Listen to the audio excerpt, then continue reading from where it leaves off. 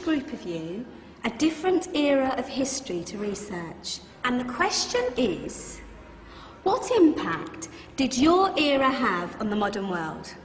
So Sarah, your group has the ancient Greeks. Ravi, you've got the Romans. And Danny's group gets, yes, a bit of a challenge for you. You get the Middle Ages. Some even call it the Dark Ages. Boring. See how you get on. Yes, miss. So, Serene, yes, you get the Renaissance.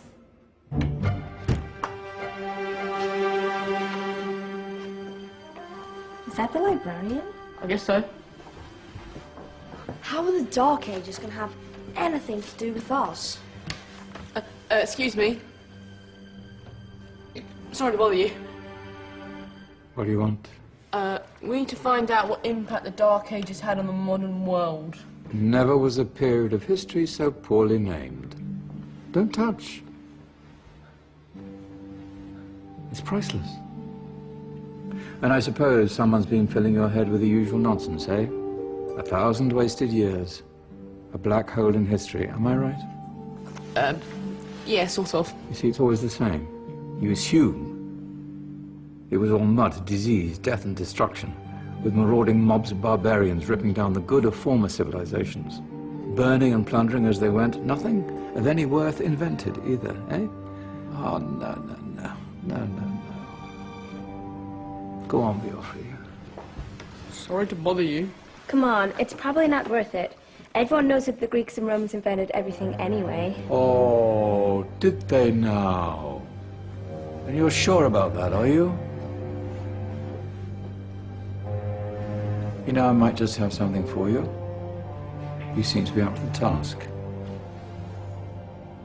I suppose I could... Follow me. I've got just the book for you.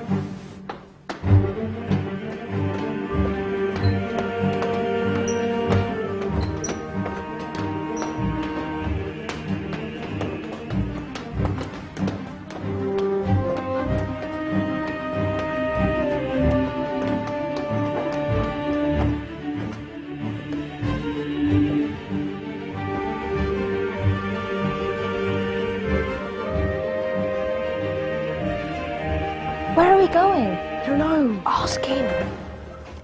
Excuse me, where are we going? From darkness into light, my young friend. From ocean onto land, there are things you should know. Oh, yes, indeed. Yes, indeed.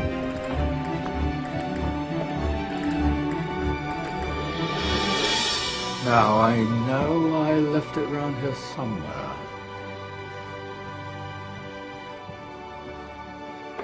Ah,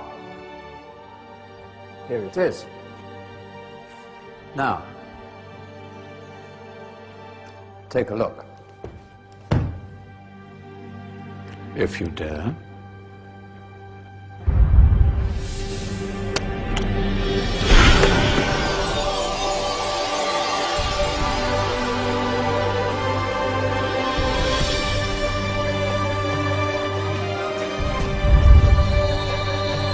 What's going on?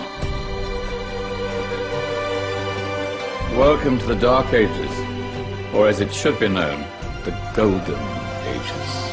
Who are you? I am Al-Jazari, engineer and ingenious inventor. I thought you said this was the Dark Ages. It doesn't look very dark. That's because it's all a matter of perspective, my soon-to-be illuminated friend. Of course, there are parts of the world that weren't dark at all, but in a civilization that stretched from Spain to China, the golden rays of discovery and invention shone over everything. What civilization? The Muslim civilization, my young friend. Through scholars and scientists of various faiths, some of the most important discoveries known to man were made at this time. Discoveries that drew on knowledge of the ancients, but have more connections with your modern world than you could possibly ever imagine. Like what? Well, all sorts of things. I've got to get a picture of this. I knew it was a good idea. Who are you? Allow me to introduce Ibn al-Haytham, a great scientist whose ideas led to the invention of the camera. You invented the camera? I laid the foundations for modern cameras by explaining how our eyes work. I found a way of projecting an image onto another surface through a small hole in a dark room, later called camera obscura. Think of all the things that evolved from this discovery. Cameras, cinema, all share the same principle. Cool. Look out below! Who's that? That's my good friend, Abbas ibn Farnas, who gazed up to the heavens, passionate in his belief that man could fly. Whoa. Indeed, he dared to dream about flying 1,000 years before the Wright brothers. Do you know you all take your jet-setting holidays for granted, so it only seems fair to remember Abbas ibn Farnas. Stand by. I'm ready for takeoff.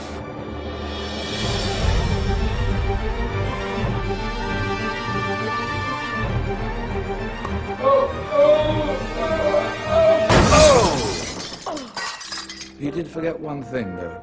A tail, useful for landing. Ah, my back. Is there a doctor in the house? Did someone call? Ah, my old friend, why don't you introduce yourself to my young guests? I am Abul Qasim al-Zahrawi. Many call me the father of surgery. Did you actually do surgery back then? Of course we did. In fact, many of the surgical tools that I invented are still used in your modern hospitals. Excuse me, a patient needs my attention. Scalpel? I think I may need some stitches. In that case, I'll use catgut. Catgut? From the gut of animals. Perfect for stitching up internal wounds. Your surgeons are still using it today. Sorry, mustache.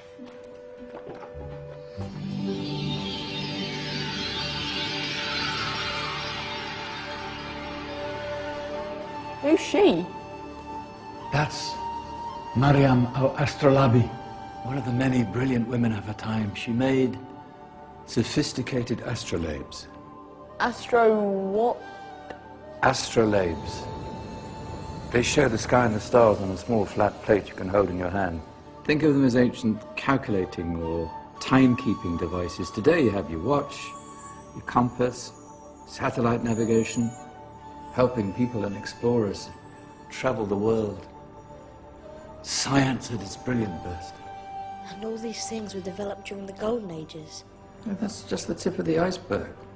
There were thousands of other inventions covering all areas of life, and in the years that followed, their influence spread across the whole of medieval Europe. So you see, it wasn't so dark after all. What about you? Me? What did you invent? Well, I don't want to be big-headed, but I made some groundbreaking advances in engineering. I suppose my most significant discovery converted rotary motion into linear motion using a crank and connecting rod. It's essential in pumps and engines. In fact, I've no idea how the Industrial Revolution could have happened hundreds of years later without such a device. Not that I ever get the credit I deserve.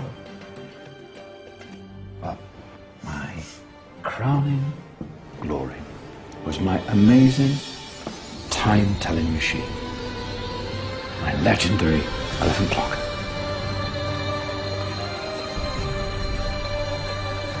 It's a clock. Yes.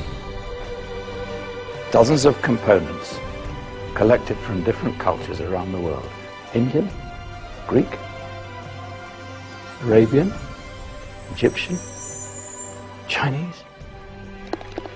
Wow. A United Nations clock. That is pretty cool. Does it actually tell the time? Well, yes, of course. If it wasn't for me, thousands of people would be late for everything. Speaking of time, we better get you back. And remember, Spread the word. This is the Golden Age, and I've only shown you a tiny part of this wondrous time. There are countless other scientists and inventions directly connected to your modern world. You're just going to have to find out for yourselves. No, wait!